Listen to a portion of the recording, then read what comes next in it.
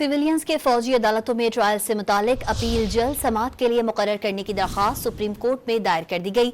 वकील लतीफ खोसा ने अदालत से रुजू किया। इसी पर बात करेंगे, उमर मेहताब बर्नी हमारे साथ मौजूद हैं। जी उमर, अपडेट कीजिएगा। जी बिल्कुल, सुप्रीम कोर्ट में सिविलियंस के फौजी अदालतों में ट्रायल से मुतल्लिक मुकदमे की अपील जल्द समाअत के लिए मुकर्रर करने की दरख्वास्त दायर कर दी गई है। वकील सरदार लतीफ खोसा की जानिब से दायर दरख्वास्त में अपील नवंबर के आखिरी हफ्ते में मुकर्रर करने की इस्तदा की गई है।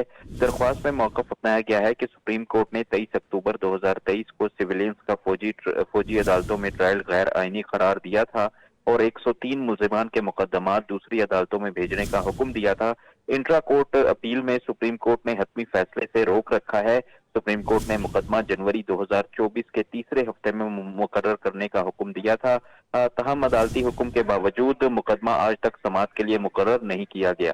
जी उमर बर्नी अपडेट कर रहे थे, आपका बहुत शुक्रिया।